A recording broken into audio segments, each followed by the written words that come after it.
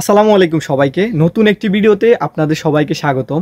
আজকের এই ভিডিওতে আমি আলোচনা করব বুলগেরিয়ার কিছু গুরুত্বপূর্ণ তথ্য, যে তথ্যগুলো জানা থাকলে আপনারা বুলগেরিয়ায় ওয়ার্ক পারমিট ভিসার জন্য আবেদন করে থাকলে ঠকবেন না, বা স্টুডেন্ট ভিসার জন্য আবেদন করে থাকলে ঠকবেন না। আপনারা কিভাবে বুঝবেন যে আপনার কাজটা ঠিকঠাক মতো হচ্ছে? আপনার একটা অফার লেটার বের হয়েছে, ওইটা রিয়েল নাকি ফেক, এটা কিভাবে বুঝবেন? আপনার একটা এই আপনার একটা মিনিস্ট্রি অ্যাপ্রুভাল আসছে, ওইটা রিয়েল নাকি ফেক কীভাবে বুঝবেন?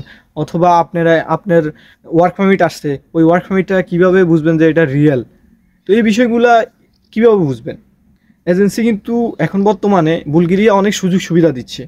বুলগেরিয়া নতুন সেনজেন কান্ট্রি, এই জন্য অনেকে চাচ্ছেন বুলগেরিয়াতে আসার জন্য, কিন্তু বুলগেরিয়ার প্রপার তথ্য না জানার কারণে অনেকেই প্রতারিত হচ্ছেন। তো এই ভিডিওটি দেখার পরে আপনারা আশা করি অনেক অংশে প্রতারণা থেকে বাঁচবেন।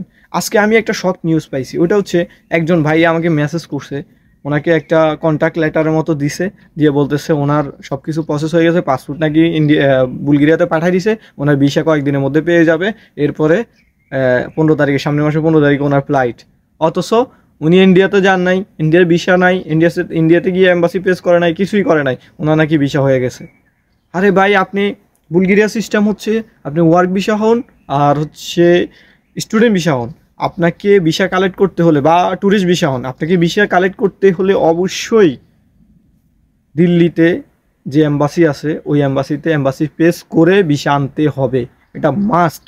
এছাড়া আপনাকে যদি কেউ বলে ভিসা দিয়ে দিবে, কালেক্ট করে দিবে, এটা করবো এটা করবো, টোটালি ফেক ওরা, আপনাকে এটা সম্ভবই না। তো আরেকটা তথ্য আপনাদেরকে বলে রাখি, আপনারা যারা বুলগেরিয়া থেকে অফার লেটার পাবেন বা মিনিস্ট্রি অ্যাপ্রুভাল পাবেন, সামনে অনেকেই সেপ্টেম্বরে ইনটেকের জন্য অ্যাপ্লিকেশন করছেন, হাজার হাজার মানে স্টুডেন্ট অ্যাপ্লাই করছে, কিন্তু সব এজেন্সি কিন্তু রিয়েল না। অনেকে আপনাদেরকে ফেক ডকুমেন্ট ধরাই দিয়ে টাকা নিয়ে নেবে। আপনারা এইগুলো থেকে কীভাবে বাঁচবেন এই বিষয়ে আমি একটু কথা বলি। যদি আবার হচ্ছে অনেকে আছে ওয়ার্ক পারমিট ফেক দিয়ে আপনাদেরকে কাছ থেকে টাকা নিয়ে যাবে, এইগুলো নিয়ে একটু কিভাবে আপনারা এইগুলো থেকে রক্ষা পাবেন। প্রথম কথা হচ্ছে নিজে রিচার্জ করতে শিখুন। ফেসবুকে অনেকগুলো গ্রুপ আছে বুলগেরিয়া বিষয়ে হেল্প করার জন্য, ওই গ্রুপগুলোতে কন্ট্যাক্ট থাকুন, ওইগুলোর সাথে কানেক্টেড থাকুন, তাহলে ওইখান থেকে অনেক তথ্য পাবেন। এছাড়াও আপনারা যখন আপনাদের অফার লেটার আসছে বা মিনিস্ট্রি অ্যাপ্রুভাল আসছে, যে ইউনিভার্সিটি থেকে আসছে ওই ইউনিভার্সিটির সাথে কন্ট্যাক্ট করুন। কীভাবে কন্ট্যাক্ট করবেন? ওই ইউনিভার্সিটির নাম তো অফার লেটারের মধ্যে আছে, ওইটাতে চার্জ করে অফার লেটারের ওই ইউনিভার্সিটির প্রোফাইলে ঢুকে ওয়েবসাইটে ঢুকে ওদের যে ইন্টারন্যাশনাল যে জিমেল আছে ওই জিমেলে মেল করুন যে এই অফার লেটারটা কি রিয়েল নাকি ফেক, ওরা ওই রিপ্লাই দিয়ে দিবে।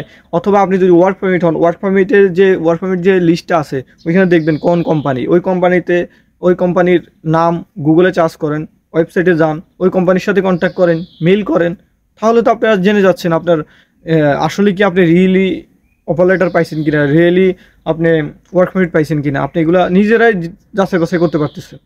এছাড়াও যদি আপনারা আরও কোনো হেল্প লাগে আপনারা আমাকে মেসেজ করবেন, সার্টিফিকেটগুলো দিয়ে বা অফার লেটার দিয়ে যে কোনো কিছু দিবেন, আমি আপনাদেরকে যাচাই করে দেবো ইনশাল্লাহ। আর সবাই বুলগেরিয়া সম্পর্কে তথ্য ভালো মতো জানার চেষ্টা করেন। বুলগেরিয়া সেনজেন হয়েছে নতুন কান্ট্রি, ঠিক আছে, অনেকে বলতেছে 70-80 হাজার টাকা বেতন দিবে, আসলে এত টাকা বেতন নাই। আবার এখানে থাকা খাওয়া সব কিছু মিলে এত টাকা বেতন না, ঠিক আছে। আর একটা জিনিস হচ্ছে প্রচুর পরিমাণে fake offer letter, fake documents মানুষের বিভিন্ন এজেন্সি বের করতেছে, এগুলাতে পা দিবেন না, সবাই সতর্ক থাকবেন। বুঝতে পারছেন? এখন আরেকটা জিনিস হচ্ছে, সবাই উদ্দেশ্যে আমি বলি, বুলগেরিয়ার জন্য আসতে হলে আপনাকে অবশ্যই ইন্ডিয়াতে যাইতে হবে। ইন্ডিয়াতে না যাওয়া ছাড়া আপনি বুলগেরিয়ার ভিসা এম্বাসি পেস করতে পারবেন না, ভিসা পাবেন না। তো আগে থেকেই ইন্ডিয়ান ভিসার জন্য অ্যাপ্লিকেশন করে দিবেন, অথবা ইমার্জেন্সিভাবে মেডিকেল ভিসা করে ফেলবেন। আপনি যে কোনো একটা ভিসা করে আগে থেকে রেডি থাকবেন, প্রস্তুতি নিয়ে রাখবেন। যদি নিজে নর্মালি না করে পান তাহলে ইমার্জেন্সি কারোর সাথে কন্ট্যাক্ট করে, যারা অনেকে আছে কন্ট্যাক্টে ইন্ডিয়ান ভিসা করে, ওদের সাথে কন্ট্যাক্ট করবেন, তাহলে কিন্তু আপনার জন্য অনেক অনেক ভালো হবে। তো রিচার্জ করতে শিখুন। মোট কথা, বুলগেরিয়া এখন সুযোগ দিচ্ছে আপনাদেরকে। এখন আরেকটা নতুন গুরুত্বপূর্ণ কথা বলি আপনাদেরকে, বুলগেরিয়া কিন্তু যে দিল্লিতে যে এম্বাসি আছে ওই এম্বাসি কিন্তু নতুন একটা সুযোগ দিছে।